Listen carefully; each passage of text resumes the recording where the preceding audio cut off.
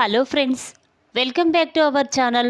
ప్రాణాపాయ స్థితిలో వేదవతి ద్వారా గుండె పగిలే నిజం తెలుసుకున్న రామరాజు అసలు ఏం జరిగిందో తెలుసుకోవాలి అంటే ఈ వీడియోని ఎక్కడా స్కిప్ చేయకుండా చివరి వరకు చూడండి. ఇక స్టోరీలోకి వెళ్ళినట్లయితే ధీరజ్ రామరాజుని ఇంటికి తీసుకువస్తాడు. అది చూసిన వేదవతి చాలా సంతోషపడుతూ, ఏంటండి ఇంత అర్ధరాత్రి అవుతున్నా ఇంతవరకు ఇంటికి రాకపోతే నేను ఎంత కంగారు పడతానో తెలియదా మీకు అని చెప్పి వేదవతి రామరాజుని అగ్ చేసుకొని చాలా బాధపడుతూ ఉంటుంది. అప్పుడు రామరాజు, చూడు, నువ్వు నన్ను మోసం చేశావు, నీతో మాట్లాడను అని చెప్పి వేదవతిని పక్కకి నెట్టేశాడు. అది చూసిన వల్లి చాలా సంతోషపడుతూ ఉంటుంది. ఇక వేదవతి మాత్రం, చూడండి, ధీరజ్కి ఇచ్చిన మాట కోసం నేను మీతో ఆ నిజం చెప్పలేకపోయాను, నన్ను క్షమించండి, నాతో మాట్లాడండి, మీరు మాట్లాడకపోతే నేను ఉండలేను, బ్రతకలేను, ప్లీజ్ అండి అని వేదవతి రామరాజు కాళ్ళు పట్టుకొని క్షమాపణ అడుగుతూ ఉంటుంది. అప్పుడు రామరాజు, చూడు, నువ్వు నాకు మోసం చేశావు, మీ పుట్టింటి వాళ్ళ ముందు నన్ను అవమానించావు, బాధ పెట్టావు. నేను ఇన్ని రోజులు నాకు ఇల్లు, ఇల్లాలు, పిల్లలు వీళ్ళందరూ నా కుటుంబమని నేను ఎంతో సంతోషంగా ఉన్నాను.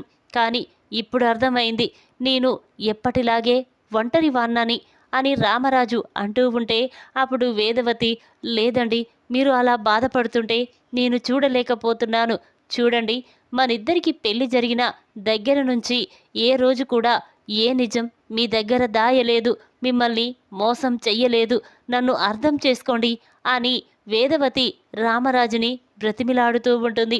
అప్పుడు రామరాజు, లేదు బుజ్జమ్మ, నిన్ను నేను ఎంతగానో నమ్మాను, ప్రాణం కంటే ఎక్కువగా నమ్మాను. అలాంటిది నువ్వు నన్ను మోసం చేస్తే నేను తట్టుకోలేకపోతున్నాను. చూడు, నేను బ్రతికున్నన్ని రోజులు నీ మొహం చూడను, నువ్వు నాతో మాట్లాడొద్దు అని చెప్పి రామరాజు చాలా కోపంగా అక్కడి నుంచి వెళ్ళిపోతాడు. ఆ మాటలు విన్న వేదవతి చాలా బాధపడుతూ కన్నీళ్లు పెట్టుకుంటూ ఉంటుంది. ఇక అది చూసిన నర్మద, అత్తయ్య ఊరుకోండి, మావయ్య ఏదో కోపంలో ఉన్నాడు, అలా మాట్లాడుతున్నాడు, రేపు ఉదయం వరకల్లా మావయ్య కోపం పోతుంది, మీతో మళ్ళీ ఎప్పట్లాగే మాట్లాడతాడు, మీరు చూస్తూ ఉండండి అని నర్మద అనగానే ఇక వేదవతి, లేదు నర్మద, మీ మావయ్య ఎంత మంచివాడో అంత మొండివాడు, ఇక నాతో జన్మలో మాట్లాడడు అని చెప్పి ఇక వేదవతి బాధపడుతూ ఉంటుంది. అది చూసిన నర్మద కూడా చాలా బాధపడుతూ ఉంటుంది. ఇక వల్లి మాత్రం చాలా సంతోషపడుతూ ఉంటుంది. అత్తయ్య, ఆ ఇద్దరి కోడళ్ళను చూసుకొని నువ్వు నన్ను ఎంతగా అవమానించావు, బాధ పెట్టావు. వాళ్ళిద్దరూ నన్ను, నా భర్తని శాశ్వతంగా విడదీశారు. అందుకే నాకు లేని సంతోషం మీకు కూడా ఉండకూడదనే నేనిలా చేశాను అని వల్లి చాలా సంతోషపడుతూ ఉంటుంది. ఇంతలోనే రాత్రి అవుతుంది. అందరూ కూడా భోజనం చేస్తూ ఉంటారు. ఇక రామరాజు వెంటనే భోజనం చేసి తన గదిలోకి వెళ్ళి డోర్ వేసుకుంటాడు. ఇక వేదవతి భోజనం చెయ్యకుండా సోఫాలో కూర్చొని బాధపడుతూ ఉంటుంది. ఇక అది చూసిన నర్మద, వద్దు, ఇప్పుడు అత్తయ్య దగ్గరికి వెళ్ళి మాట్లాడితే ఇక చాలా బాధపడుతుంది, అత్తయ్యని కాసేపు ఒంటరిగా వదిలేస్తేనే బాగుంటుంది అని చెప్పి ఇక నర్మద కూడా తన గదిలోకి వెళ్ళి నిద్రపోతూ ఉంటుంది. ఇంతలోనే ఉదయం అవుతుంది.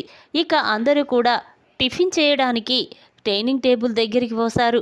ఇక అందరూ టిఫిన్ చేస్తూ ఉంటారు. ఇక నర్మద మాత్రం, ఇదేంటి అత్తయ్య ఇంకా టిఫిన్ చేయడానికి ఇక్కడికి రాలేదేంటి అని అంటూ ఉంటే అప్పుడు రామరాజు, చూడమ్మా, ఆకలైన వాళ్ళు వాళ్ళే తింటారు, ముందు వడ్డించు అనగానే ఇక నర్మద అందరికీ వడ్డిస్తూ ఉంటుంది. ఇక వెంటనే వాళ్ళు తిన్న తర్వాత నర్మద వేదవతి కోసం చూస్తూ ఉంటుంది. వేదవతి ఎంతకీ రాకపోవడంతో, టిఫిన్ చేయకపోవడంతో నర్మద కంగారు పడుతూ వెంటనే అత్తయ్య అత్తయ్య అని పిలుస్తూ ఉంటుంది. ఇక వేదవతి ఎక్కడా కనిపించకపోవడంతో నర్మద చాలా కంగారు పడుతూ వేదవతిని వెతుకుతూ ఉంటుంది. ఇక తను ఎక్కడా కనిపించదు. ఇంతలోనే నర్మద ప్రేమ ధీరజుల గదిలోకి వెళ్ళి చూసేసరికి వేదవతి బెడ్ మీద పడుకొని ఉంటుంది. ఇక అది చూసిన నర్మద, అత్తయ్య లేవండత్తయ్య, ఇంత ఉదయం అవుతుంది, కాఫీ తాగలేదు, టిఫిన్ కూడా చేయలేదు. లేవండి అత్తయ్య అని నర్మద వేదవతిని లేపుతూ ఉంటుంది. ఇక తను ఎంత పిలిచినా పలకకపోవడంతో నర్మద కంగారు పడుతుంది. ఇదేంటి అత్తయ్య సైలెంట్గా ఉంటుంది, ఎంత పిలిచినా పలకడం లేదేంటి అని చెప్పి ఇక నర్మద కంగారు పడుతూ మావయ్య మావయ్య అని పిలుస్తూ ఉంటుంది. ఆ మాటలు విన్న రామరాజు ఏంటమ్మా ఏం జరిగింది అనగానే అప్పుడు నర్మద చూడండి మావయ్య, అత్తయ్య ఎంత పిలిచినా పలకడం లేదు, తను నిద్రపోయిందా ఏమైందో కూడా అర్థం కావడం లేదు అని చెప్పగానే రామరాజు అందరూ కూడా ఒక్కసారి షాక్ అయిపోయి చూస్తూ ఉంటారు. అమ్మా ఏంటమ్మా ఏం మాట్లాడుతున్నావు నువ్వు, వేదవతి ఎంత పిలిచినా పలకకపోవడమేంటి అని ఇక రామరాజు వేదవతి దగ్గరికి వచ్చి బుజ్జమ్మ బుజ్జమ్మ అని పిలుస్తూ ఉంటాడు. ఇక వేదవతి ఎంత పిలిచినా పలకకపోవడంతో రామరాజు ఇక వెంటనే ఒరే పదండిరా మీ అమ్మని హాస్పిటల్కి తీసుకువెళ్దాం అని చెప్పి ఇక రామరాజు, ధీరజ్, చందు, సాగర్ అందరూ కూడా వేదవతిని హాస్పిటల్కి తీసుకువెళ్తారు.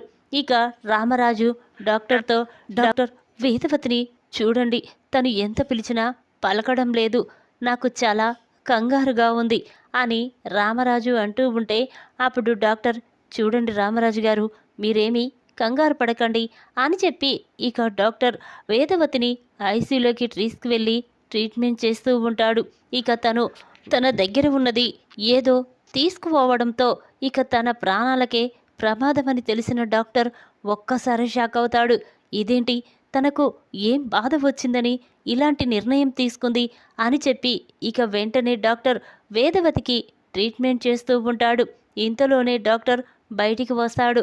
డాక్టర్ని చూసిన రామరాజు డాక్టర్ ఇప్పుడు నా భార్యకి ఎలా ఉంది, తన ప్రాణాలకి ఎటువంటి ప్రమాదము లేదు కదా అని రామరాజు అంటూ ఉంటే అప్పుడు డాక్టర్ చూడండి మీ భార్యకి తను ఎంతగానో బాధపడుతుంది, మానసిక క్షోభ అనుభవిస్తుంది, తను తీసుకోకూడని నిర్ణయం తీసుకుంది అని చెప్పి డాక్టర్ రామరాజుకి మొత్తం నిజం చెప్పడంతో రామరాజు ఒక్కసారి షాక్ అవుతాడు.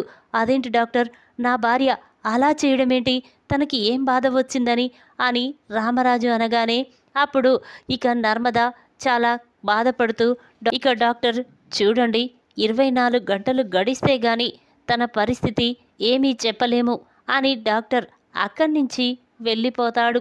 ఆ మాటలు విన్న రామరాజు చాలా బాధపడుతూ ఉంటాడు. ఇక వెంటనే నర్మద రామరాజు దగ్గరికి వచ్చి ఏంటి మామయ్య, ఎందుకు మీరు అత్తయ్య కోసం బాధపడుతున్నారు అనగానే అప్పుడు రామరాజు ఆశ్చర్యంగా చూస్తూ ఏంటమ్మా ఏం మాట్లాడుతున్నావు నువ్వు, నా భార్య చావు బ్రతుకుల మధ్య ఉంది, తన కోసం బాధపడకుండా ఎలా ఉండమంటావమ్మా అనగానే అప్పుడు నర్మద అవును మావయ్య, అత్తయ్య ఇలాంటి పరిస్థితికి రావడానికి కారణం మీరే కదా అనగానే ఇక రామరాజు ఒక్కసారి స్టన్ అవుతాడు. ఏంటమ్మా ఏం మాట్లాడుతున్నావు, మీ అత్తయ్య అలా కావడానికి కారణం నేనేంటమ్మా అనగానే అప్పుడు నర్మద అవును మావయ్య, పాపం అత్తయ్య మిమ్మల్ని మోసం చేసిందని, మీరు తనతో మాట్లాడొద్దని, తను మీతో మాట్లాడొద్దని, తన మొహం కూడా మీరు చూడనని అత్తయ్యని ఎంతో బాధ పెట్టారు. కానీ అత్తయ్య మిమ్మల్ని మోసం చెయ్యలేదు, బాధ పెట్టలేదు. చూడండి ధీరజ్ ప్రేమ పెళ్లి గురించి నిజం ఎక్కడ బయట పెడితే మీరు అత్తయ్యని అసహించుకుంటారో, ఈ 2 కుటుంబాల మధ్య గొడవలు ఎక్కువవుతాయో అని ధీరజ్ వాళ్ళ అత్తయ్య దగ్గర మాట తీసుకున్నాడు. ఆ మాట కోసమే అత్తయ్య ఈ నిజం నీతో చెప్పలేకపోయింది. కానీ మీరు అది అర్థం చేసుకోకుండా అత్తయ్యని అపార్థం చేసుకొని మీరు చాలా బాధ పెట్టారు. అందుకే తన భర్తే నన్ను అపార్థం చేసుకున్నాడు, నమ్మలేదు, నేను బ్రతికినా చచ్చినా ఒకటే అని చెప్పి అత్తయ్య ఇలాంటి నిర్ణయం తీసుకుంది, దానికి కారణం మీరే కదా అని నర్మద అనగానే ఆ మాటలు విన్న రామరాజు చాలా బాధపడుతూ కన్నీళ్లు పెట్టుకుంటూ ఉంటాడు.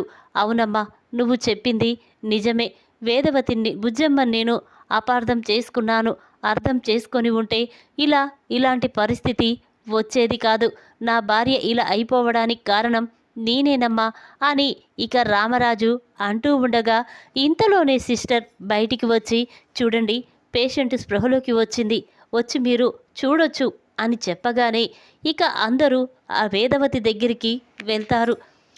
ఇక వేదవతి మెల్లగా కళ్ళు తెరిచి చూసేసరికి రామరాజు, నర్మద, సాగర్, చందు, ధీరజ్ అందరూ అక్కడ ఉంటారు. ఇక అది చూసిన వేదవతి కన్నీళ్లు పెట్టుకుంటూ బాధపడుతూ ఉంటుంది.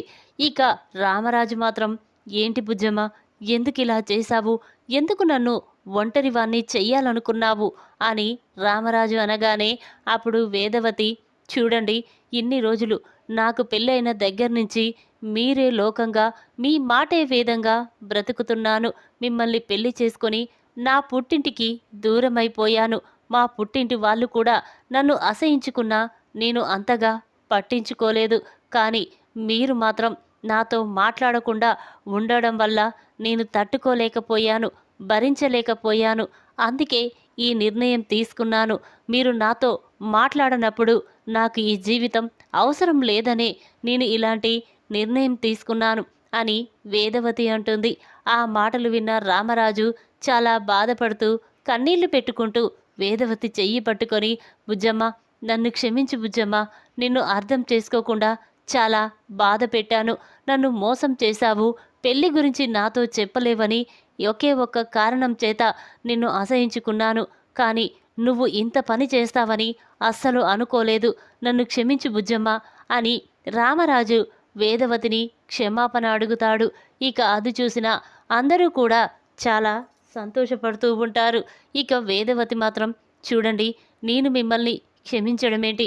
నన్ను అర్థం చేసుకుంటే నాకు అంతే చాలు.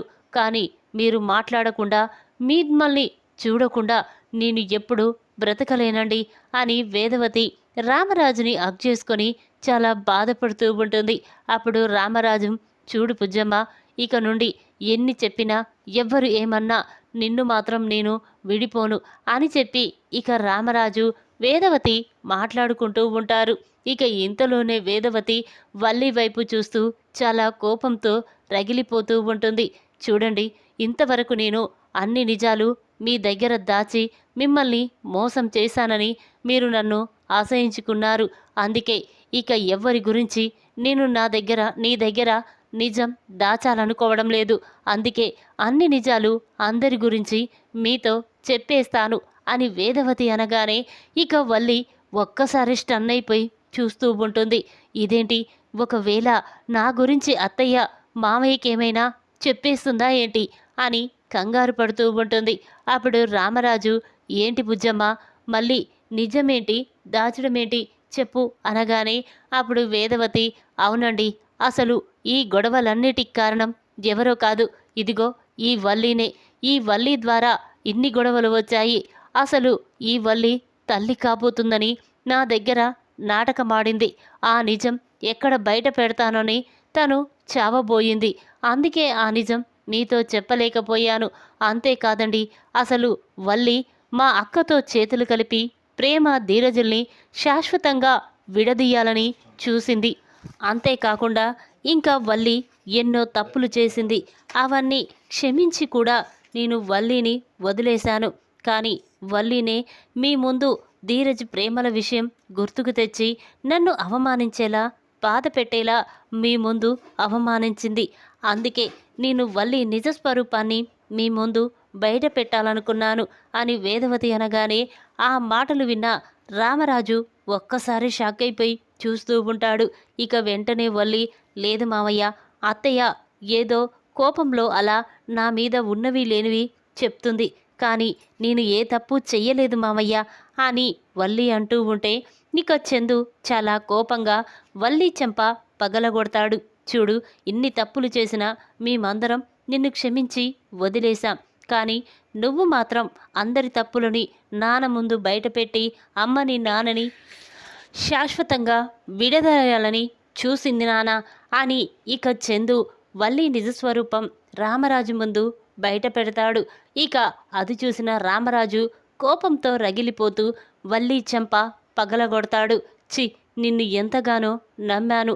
నువ్వు నా ముందు అంతలా మంచిగా నటిస్తూ ఉంటే నువ్వు నిజంగానే ఈ ఇంటికి వచ్చిన మహాలక్ష్మివని ఎంతో అనుకున్నాను. కానీ ఇప్పుడు అర్థమయ్యింది నీవేంటో, నీ కుట్ర ఏంటో, నీ మనస్తత్వమేంటో. చూడు, నువ్వు చెప్పిన మాటలు విని మహాలక్ష్మి లాంటి నా భార్యనే నేను దూరం చేసుకునే పరిస్థితి వచ్చింది. చూడు, ఇంకొకసారి ఈ విషయంలో నా కుటుంబం విషయంలో కలగజేసుకున్నావంటే నేను ఏం చేస్తానో నాకే తెలియదు అని రామరాజు అనగానే ఇక వల్లి వెంటనే రామరాజు కాళ్ళు పట్టుకొని, మావయ్య నన్ను క్షమించు మావయ్య, అసలు నేను ఈ తప్పులు చెయ్యలేదు. దీనికంతటి కారణం మా అమ్మ వల్లే నా జీవితం ఇలా నాశనమైపోయింది. చూడండి మావయ్య, నా భర్తని నన్ను శాశ్వతంగా దూరం చెయ్యాలని చూశారు వాళ్ళు. అందుకే ఆ సంతోషం వాళ్ళకు కూడా లేకుండా చేశాలని అనుకున్నాను, కానీ వాళ్ళు శాశ్వతంగా విడిపోవాలని అనుకోలేదు. నన్ను క్షమించు మావయ్య అనగానే అప్పుడు రామరాజు, ఒరే చందు, ఇలా మోసం చేసేవాళ్ళు, ప్రేమతో నటించి మనల్ని మనసుతో ఆడుకునేవాళ్ళు ఒక్క నిమిషం కూడా ఇక మన ఇంట్లో ఉండడానికి వీల్లేదు. వెంటనే నీ భార్యని మెడపట్టుకొని బయటికి గెంటేయిరా అని రామరాజు అనగానే ఇక చందు, అవును నాన్న, ఇలాంటిది నా భార్య కూడా ఉండడానికి నేను ఒప్పుకోను అని చెప్పి ఇక చందు వల్లి మెడపట్టుకొని బయటికి గెంటేస్తాడు. ఇక రామరాజు వెంటనే వేదవతి చేతులు పట్టుకొని, చూడు బుజ్జమ్మ, నిన్ను ఎంతగానో అవమానించాను, బాధ పెట్టాను. నా కోసం నీ పుట్టింటి వాళ్ళని వదులుకొని నన్ను, నా పిల్లల్ని ఇంత బాగా చూసుకున్న నిన్ను ఇంతలా బాధ పెడతానని అస్సలు అనుకోలేదు. చూడు బుజ్జమ్మ, నా కోడల్ని వాళ్ళు తీసుకువెళ్ళడం కాదు, నేనే ప్రేమని ఇక్కడికి తీసుకువచ్చి ప్రేమ ధీరజల్ని ఒక్కటి చేస్తాను అని రామరాజు అనగానే ఆ మాటలు విన్న అందరూ కూడా చాలా సంతోషపడుతూ ఉంటారు. ఇక ఇంతలోనే విశ్వ చాలా కంగారు పడుతూ భద్రావతి దగ్గరికి వెళ్ళి, అత్త, ఈ విషయం నీకు తెలుసా? వేదవతి అత్తయ్య ప్రాణాపాయ స్థితిలో హాస్పిటల్లో ఉంది అని చెప్పగానే ఇక వేదవతి, సేనాపతి ఒక్కసారి షాక్ అయిపోయి చూస్తూ ఉంటారు. ఇక అది చూసిన భద్రావతి, ఒరేయ్ సేన, ఏం మాట్లాడుతున్నారా? వేదవతి హాస్పిటల్లో ఉండడమేంటి, తనకు ప్రాణాపాయ స్థితి కావడమేంట్రా అనగానే అప్పుడు శారదాంబ, అవును, ఇదంతా మీ వల్లే మీ చెల్లెలి జీవితం నాశనం అయిపోయింది. చూడు, మీరు ప్రేమని ధీరజ్ని శాశ్వతంగా విడదీసి ఇక్కడికి తీసుకొచ్చారు. వాళ్ళిద్దరికి పెళ్లి చేసింది వేదవతి అని రామరాజు వేదవతి మీద కోపంగా ఉన్నాడు, తనతో మాట్లాడలేదు. అందుకే తన భర్తే తనకి దూరం అయిపోయినప్పుడు ఈ జీవితం నాకు అవసరం లేదని వేదవతి అలాంటి నిర్ణయం తీసుకుంది. ఇదంతా మీ ఇద్దరి వల్లే అని శారదాంబ అనగానే ఆ మాటలు విన్న భద్రావతి, సేనాపతి చాలా బాధపడుతూ ఉంటారు. ఇక వెంటనే ప్రేమ మాత్రం, నానమ్మ, నేను అత్తయ్య దగ్గరికి వెళ్తున్నాను అని చెప్పి ప్రేమ చాలా కంగారు పడుతూ అక్కడి నుంచి వెళ్తూ ఉంటుంది. అది చూసిన భద్రావతి వెంటనే ప్రేమ చెయ్యి పట్టుకొని, ఎక్కడికే, ఇదే సాక్గా చూసుకొని ఇక ఆ ఇంట్లో వాళ్ళు నిన్ను ధీరజ్ దగ్గరే వండిపోమ్మని చెప్తారు, నువ్వు వెళ్ళొద్దు అనేసరికి ఇక ప్రేమ, చూడతా, నన్ను ఆపే హక్కు నీకు లేదు. నేను మా అత్తయ్యని చూడడానికి వెళ్తున్నాను, నా చెయ్యి వదులు అని చెప్పి ఇక ప్రేమ భద్రావతికి వార్నింగ్ ఇచ్చి అక్కడి నుంచి వెళ్ళిపోతుంది. ఈ విధంగా ప్రాణాపాయ స్థితిలో వేదవతి ద్వారా గుండె పగిలే నిజం తెలుసుకున్న రామరాజు షాక్లో వల్లి. ఈ వీడియో కనుక మీకు నచ్చినట్టయితే లైక్ చేయండి. మరిన్ని వీడియోల కోసం మా ఛానల్ని తప్పకుండా సబ్స్క్రైబ్ చేసుకోండి. Thanks for watching.